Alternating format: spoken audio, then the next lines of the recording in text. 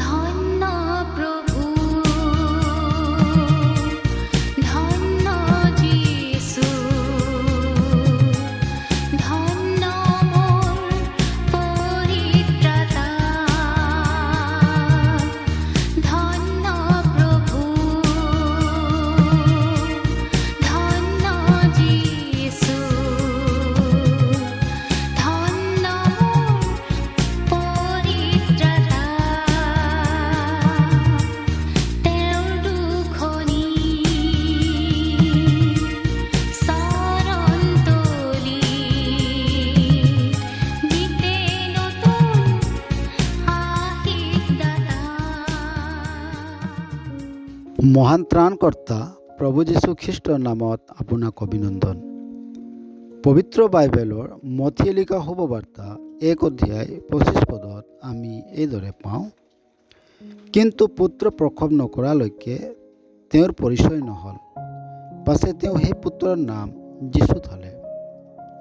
ঈশ্বৰৰ পুত্ৰ কুমাৰী মৰিয়মৰ গৰ্ভত জন্মগ্ৰহণ কৰিলে আৰু তেওঁৰ নাম স্বৰ্গৰ পৰা পোৱা আদেশ অনুযায়ী যোচেফে যীশু নাম থলে, যাৰ অৰ্থ হৈছে প্ৰভু আমাৰ উদ্ধাৰকৰ্তা হয়। মানুহ যি জন্মৰ পৰা পাপী হয়, যেতিয়া তেওঁ ঈশ্বৰৰ সুদবিচাৰৰ আসনৰ আগত থিয় হ'ব, তেতিয়া তেওঁৰ দণ্ড নৰকহে হ'ব। এই দণ্ডৰ পৰা আমাক বচাবলৈ ঈশ্বৰৰ পুত্ৰ দেহ ধাৰণ কৰিলে। তেওঁৰ নাম যীশু থোৱা হ'ল, যাৰ অৰ্থ হৈছে প্ৰভু আমাৰ উদ্ধাৰকৰ্তা হয়। যিজনে তেওঁক বিশ্বাস কৰে, যীশুৱে তেওঁৰ বাবে স্বৰ্গত সহায়কৰ্তা ৰূপে আছে। ঈশ্বৰে তেওঁৰ একমাত্ৰ পুত্ৰক আমাৰ বাবে দান কৰিলে, যাতে আমি পৰিত্ৰাণ পাব পাৰোঁ। আৰু ঈশ্বৰেই যেতিয়া আমাৰ সপক্ষ, তেন্তে আমাৰ বিপক্ষ কোন হ'ব? ঈশ্বৰে আমাক ধাৰ্মিক বুলি গণনা কৰিব পাৰে।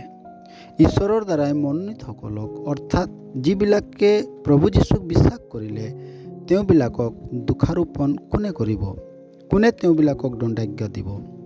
খ্ৰীষ্টই হৈছে সেইজনা যিজনা মৰিছিল, কিন্তু তেওঁ জি উঠিল আৰু ঈশ্বৰৰ সোঁহাতে বহি আমাৰ বাবে নিবেদন কৰিছে। যিজনে প্ৰভু যীশুক বিশ্বাস কৰে, তেওঁ পৰিত্ৰাণ পায়। তেওঁৰ বাবে প্ৰভু যীশু বৰ্তমান সহায়কৰ্তা ৰূপত আছে। এতিয়া তেওঁৰ কোনো বিৰোধীয়ে তেওঁক দুখ দিব নোৱাৰে। এতিয়া তেওঁৰ ওপৰত কোনো ধৰণৰ দণ্ডাজ্ঞা নাই। আপুনিও এই ধৰণৰ ভৱিষ্যতৰ অংশীদাৰী হ'বলৈ ঈশ্বৰে আপোনাক সহায় কৰক। ধন্যবাদ।